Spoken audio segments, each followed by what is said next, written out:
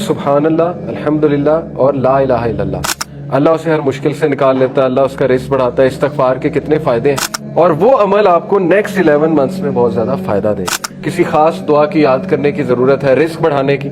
इफ्तार से पहले रसूलुल्लाह सल्लल्लाहु अलैहि वसल्लम ने फरमाया कि रोज़ेदार की दुआ कबूल होती है। आप मूसा अलैहिस्सलाम की दुआ देखें, रब्बी शुरह ली सदरी। फिर मेरी ज़बान जो है उसमें रवानगी पैदा कर दे, उसमें लुकनत है।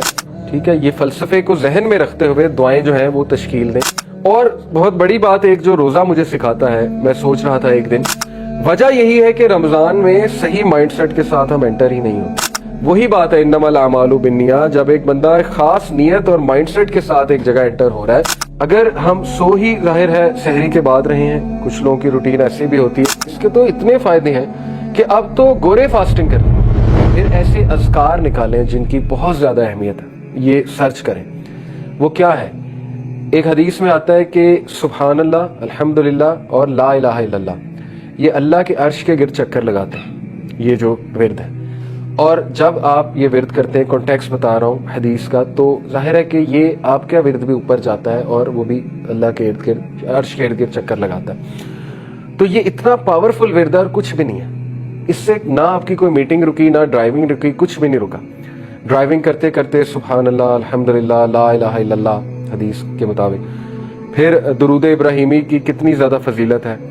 फिर ज़ाहिर है अस्तगफिरुल्लाह तूबू इलैह की कितनी फजीलत है। जो कोई अल्लाह का इस्तगफार करता है, अल्लाह उसे हर मुश्किल से निकाल लेता है, अल्लाह उसका रिस्क बढ़ाता है। इस्तगफार के कितने फ़ायदे हैं। तो अभी से अपने दिल को, अपनी ज़ुबान को अभी से आपको तर्क करना पड़ेगा अपने जिक्र के साथ, ताकि आपकी प्रैक्टिस है और वो जिक्र जो है वो जारी हो जाए आपकी ज़ुबान में। अदरवाइज मुश्किल होता है प्रैक्टिस उसकी।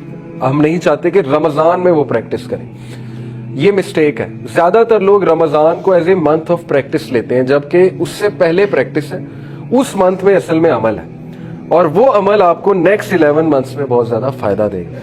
बहुत से लोग इस चीज का वेट कर रहे होते हैं कि यार नमाज मैं अभी नहीं शुरू करूंगा, रमज़ान आने दो, रमज़ान में 5 वक्त शुरू कर दूंगा, सुनते भी अदा करना शुरू कर दूंगा। तो वो एक गलती है मेरे नजदीक, मतलब मैं इसको ऐसे देखता हूँ। बाकी अल्लाह जिसको हिदायत दे, रमज़ान में डेफिनेटली बहुत से लोग चेंज होते हैं। मैं समझता हूं कि आप अभी से शुरू करें और उस मंथ में बढ़ाएं, मजीद बढ़ाएं इन चीजों को। इसी तरह किसी को लगता है कि उसे किसी खास दुआ की याद करने की जरूरत है, रिस्क बढ़ाने की, तो वो रिस्क की दुआएं निकाले, याद करना शुरू कर दे। बरकत की दुआएं निकाले, याद करना शुरू कर दे।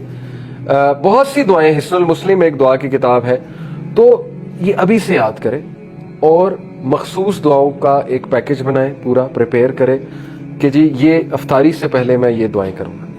क्योंकि इफ्तार से पहले रसूलुल्लाह सल्लल्लाहु अलैहि वसल्लम ने फरमाया कि रोज़ेदार की दुआ कबूल होती है, पक्की बात है। अल्लाह ताला क्योंकि राजी होते हैं उससे, तो डेफिनेटली ऐसा बंदा दुआ करेगा तो अल्लाह के यहाँ उस दुआ की बड़ी कदर है। लेकिन वो क्या दुआएं होंगी, ये आपको अभी से सोचना चाहिए। स्पेसिफिक, जितनी दुआ स्पेसिफिक है उतना अल्लाह को पसंद है। आप मूसा अलैहिस्सलाम की दुआ देखें, रब्बी शुरह ली सदरी व यस्सिर ली अमरी वहलुल उक़दतम मिन लिसानी यफ़क़हू क़ौली वजअल ली वज़ीरम मिन अहली हारून अख़ी। इतना स्पेसिफिक कि नाम तक पता है मुझे कौन बंदा चाहिए, वजीर हारून। हमारी दुआ स्पेसिफिक तो नहीं होती, जनरल होती है, अल्लाह नेक बना दे, ये दुआ होती। ठीक है, अच्छी दुआ है, लेकिन बी स्पेसिफाई, किस किस्म का नेक बना दे, कितना नेक बना दे, किस लेवल का नेक बना दे। जितना अल्लाह से स्पेसिफिक होंगे उतना आपकी सीरियसनेस शो हो रही है। ठीक है ना, हजरत मूसा को पता था कि मुझे क्या चाहिए, मेरा सीना खोल दे, मिशन के लिए ये चीज चाहिए उन्हें। फिर मेरी जुबान जो है उसमें रवानगी पैदा कर दे, उसमें लुकनत है, उसमें रवानगी पैदा कर दे, और मेरे लिए आसानी पैदा कर दे जो टास्क मैं करने चाह रहा हूँ, और मेरा एक वजीर मुकर्रर कर दे, और वो वजीर हो कौन, वो हारून हो, कौन मेरा भाई हो। तो ये दुआ का फलसफा है।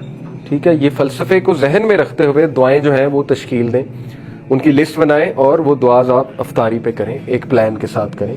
रमज़ान में बेशक दुआएं कबूल होती हैं, रोज़ेदार की दुआएं जो हैं वो कबूल होती हैं। तो Ramzan is a month of Joy, happiness, Joy.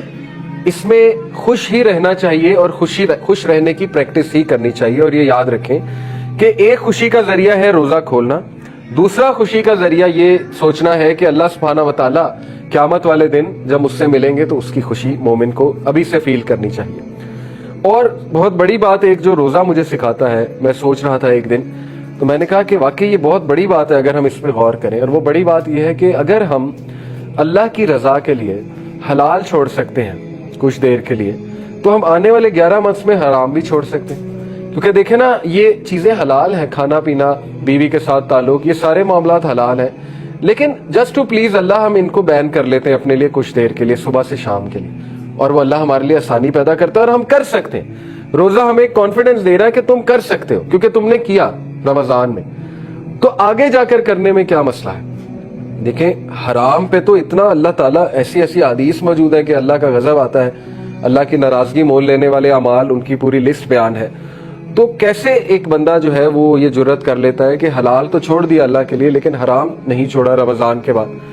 وجہ یہی ہے کہ رمضان میں صحیح مائنڈ سیٹ کے ساتھ ہم انٹر ہی نہیں ہوتے، ہم اس کو منتھ آف چینج لیتے ہی نہیں. ہم یہ سمجھتے ہیں کہ بس میریکولسلی ہم روزے رکھیں گے اور بس معجزاتی طور پہ ہم چینج ہو جائیں گے. ایسا نہیں ہوتا، اللہ یہ کہ اللہ کی طرف سے کوئی بہت خاص رحمت ہو. بہت سے لوگ ظاہر ہے وہ ایک بات سے بھی چینج ہو جاتے ہیں، لیکن چینج ہونے کے لیے پریکٹس چاہیے، چینج ہونے کے لیے رائٹ مائنڈ سیٹ چاہیے.